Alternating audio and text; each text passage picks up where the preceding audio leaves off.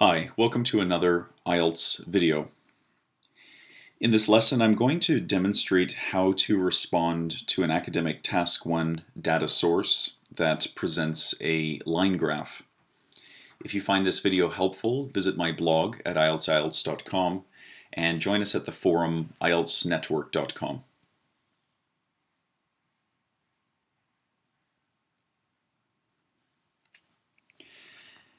As you've learned, mentally preparing yourself for the response is the first step to take when engaging an academic Task 1 question. So let's identify precisely what it is we are looking at. The question reads, the below chart illustrates marriage and divorce rates in the UK during the latter part of the 20th century. Compose an article in at least 150 words outlining the trends depicted here. So here we see a single data source that presents three different data trends. The data source is a line graph, and the trending items illustrate first marriage, divorce, and remarriage rates in the UK between 1961 and 1999. Okay, so we must now mentally categorize this data into broad details, minor details, and minute details, and then decide how we are going to arrange these details into a logical response. So, broadly speaking, all trends are of a varying nature, with first marriage rates moving in an inconsistent but general downward direction during the period in question, and divorce and remarriage rates show modest but also inconsistent increase. The minor details among these trends are a little easier to define, as there are segments of clear direction within each trend in this graph. So first marriages, for example, show modest increase between 1961 and 1970. So this would be our first minor detail. There is a significant drop in these numbers between 1970 and 1977, and then a fairly consistent decrease until about 1993, when mild acceleration occurs to the progression of the trend. So those would make up the four minor details we will share in our response when addressing first marriages. And of course, we would want to use minute details to punctuate any significant points, among the minor details, such as the starting and end points and points of change within the trend. Divorces appear to accelerate in number between 1961 and 1972. And this is followed by a period of modest growth, which gives way to a plateau and perhaps even a modest decline. So we could say there are roughly three minor trends that we'll mention. Remarriages follows a very similar pattern, and we should be sure to point this out in our response using comparative language. Remarriages show the same acceleration between 1961 and 1972.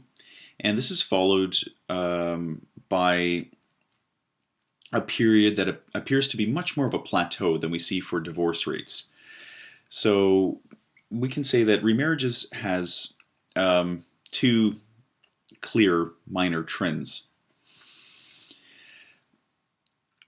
Okay, so now that we have an overall feeling for the broad details and the minor details, we would be ready to create our response, or our written version of the data that we see here.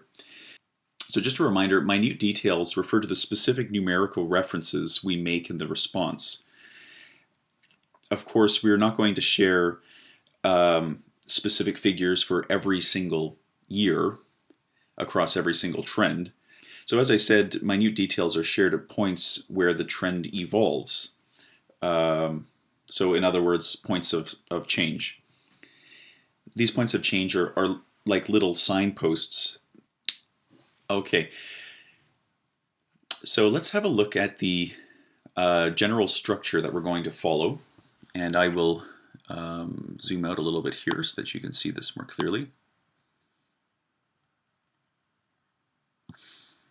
Okay, I would describe this data source using 3 paragraphs. So the first paragraph being a general overview. This is where we would state the type of data that we're looking at. So this is a line graph. We would state details about the graph, what it shows exactly. And in a second sentence, we might share the broad details that that we mentioned at the beginning of our talk in this video. Paragraph 2 and paragraph 3 are the areas where we do look into more detail of what's going on in the trends. So paragraph 2 would look at the rates of first marriage, and we would share minor details and punctuate these, as we were saying, with minute details, so specific figures. In the third paragraph, we would analyze the divorces and remarriage rates, and we'd be using a lot of comparative language to compare these rates, not only to each other, but also to the first marriage rates we looked at in the first analyzing paragraph. And the reason that we are grouping divorces and remarriages together is because they do pattern each other quite closely. So there are several things that, several ways that we could couple the information, and this would help us to be more concise in our writing. Finally, the response would be finished with a conclusion, and this may simply reveal the final figures seen in one of the trends, or it could be a comment on the entire task 1 data as a whole. Okay, let's read the response together. Please try to note where these sentences would fit into that skeleton that we were just looking at. The graph shows marriage, divorce, and remarriage numbers in the United Kingdom between the years 1961 and 1999. There appears to be a somewhat negative relationship between the first marriage rates and the rates of divorces and remarriages.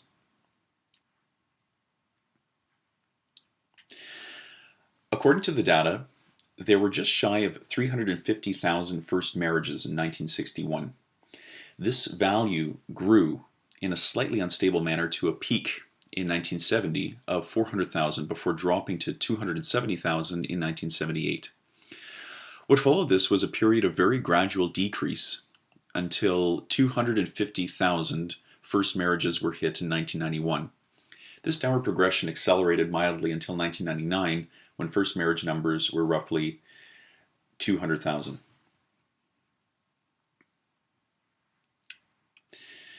Divorce and remarriage numbers, however, moved in the opposite direction. There were roughly 25,000 divorces in the UK in 1961, and over the next decade this number swelled to 125,000. A period of modest, yet unstable, growth then occurred and carried on until about 1984, when a plateau of just over 150,000 was reached. Light variation around this value continued until 1999. Remarriages showed a similar growth, accelerating from 50,000 in 1961 to 125,000 in 1971. The remaining period was marked by a relatively stable plateau of roughly 120,000 remarriages per year. So I hope there are a few language points in that response that you can adopt and apply to your own Task 1 writing. Of course, the ultimate test of any academic Task 1 response is whether the reader could recreate the data source based on your description. And I think this is possible here. We've qualified the trends clearly, and we have used fitting comparative language to frame the manner in which the trends either move with or against each other. So I hope that mock response helps demonstrate the motions you will need to go through to pull together a successful Task 1 response. Thank you for listening, and have a nice day.